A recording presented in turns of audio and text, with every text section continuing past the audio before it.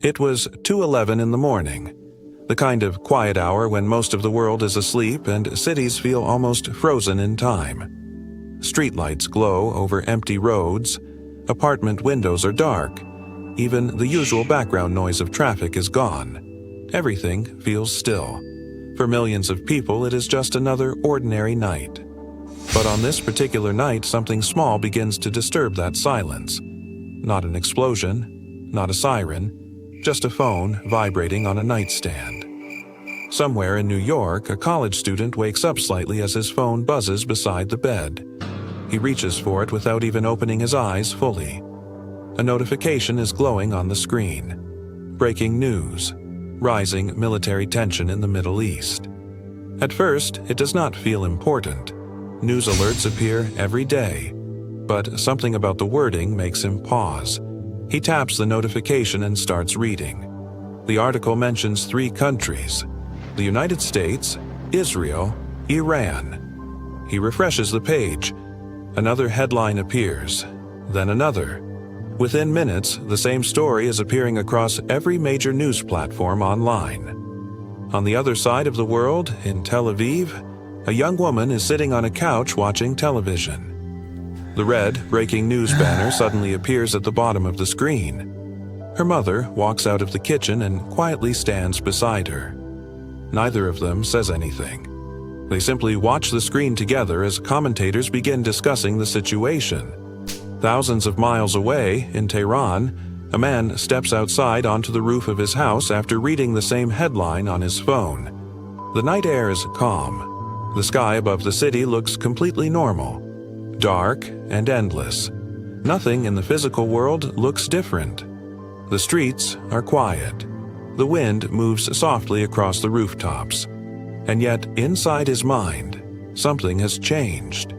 3 different cities. 3 completely different lives. But inside each mind, the same thought begins to form. What happens next? This is the strange thing about conflict in the modern world. Long before soldiers move, long before missiles launch, war begins inside human imagination. A single headline can start a chain reaction of thoughts. Your brain starts connecting possibilities. What if this escalates? What if other countries get involved? What if this situation grows into something bigger? Within seconds, your mind creates scenarios that have not happened yet. Many of them may never happen. But they feel real in the moment, because the human brain evolved to treat uncertainty like danger. Thousands of years ago, our ancestors lived in environments where hesitation could be deadly. If someone heard a sound in the bushes, ignoring it could mean walking straight into a predator. The safer choice was always to assume the worst and react quickly. Over many generations, this survival instinct became part of our psychological wiring. Our brains developed a simple rule. It is better to overestimate danger than underestimate it. Psychologists call this negativity bias. Negative information grabs our attention faster and stronger than positive information. 10 good headlines might appear in your newsfeed without much impact. But one alarming headline can dominate your thoughts for hours. In the modern world, this instinct combines with something powerful. The speed of information. News does not travel slowly anymore. A single update can reach millions of people within minutes. Someone posts a short message online. Another person shares it. Then thousands of people repeat the same story. Within a very short time, millions of people are reading the same words and imagining similar possibilities. This is how fear spreads through a population. Not slowly, but almost instantly. Psychologists sometimes describe this as collective fear. It is the moment when individual anxiety becomes a shared emotional atmosphere across an entire society. But there is another layer to this process that many people do not notice. Information itself can influence how people think, not always through lies, often through emphasis and repetition. The way a story is presented can shape how people interpret the situation. Centuries ago, a political thinker named Machiavelli wrote about something related to this idea. He believed that perception often shapes reality. If people believe a certain narrative, their behavior begins to change around that belief. When fear spreads through a society, people become more alert, more reactive, sometimes even more willing to support strong decisions from leaders.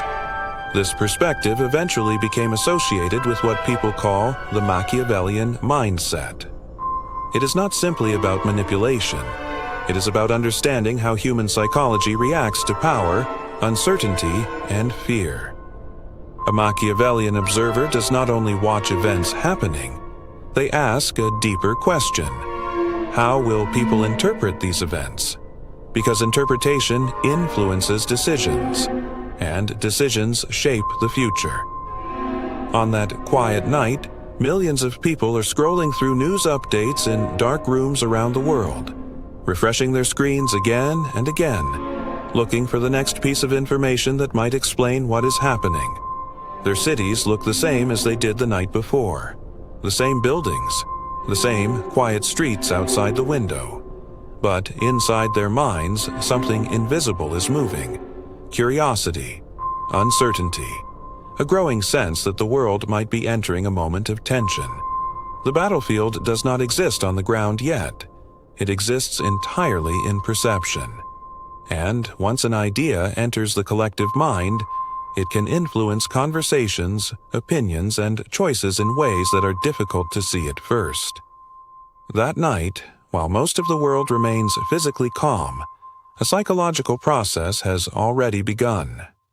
A silent shift inside millions of human minds, and history shows that when enough minds begin moving in the same emotional direction, the consequences can shape events far beyond the original headline. While millions of people were still reading headlines that night, something interesting was happening inside the human brain.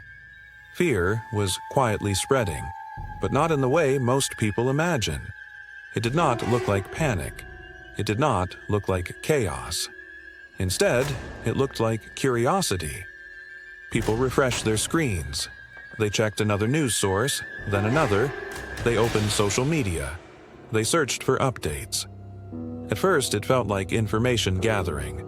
But underneath that behavior, something deeper was happening. The human mind was trying to answer one simple question. How serious is this situation? When the brain detects uncertainty, it immediately begins searching for patterns. It wants clarity. It wants a story that explains what is happening. But in the early hours of any major geopolitical event, clarity rarely exists. Information is incomplete. Reports conflict with each other. One headline says the situation is escalating. Another suggests diplomacy is still possible. A third headline appears minutes later with a completely different tone.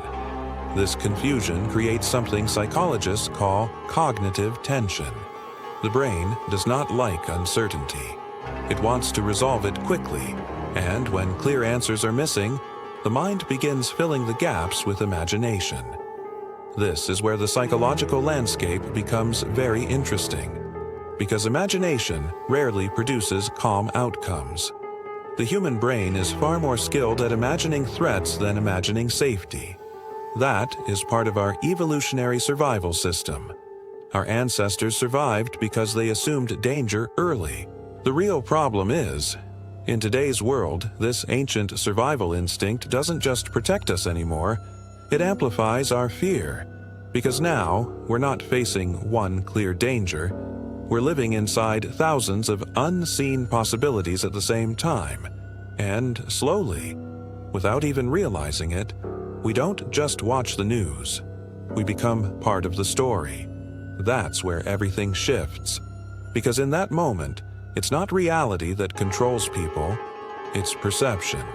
And that is the core of the Machiavellian mindset. So the real question isn't what's happening in the world. The real question is, what's happening inside your mind? If you want to truly understand how your mind works, and learn to see through the invisible game, make sure you follow and subscribe to Mind Patterns Lab. And remember, the next time something pulls your attention, pause for a second and ask yourself, Am I observing it, or is it controlling me? I'll see you in the next video with another powerful psychological insight that might just change the way you see everything.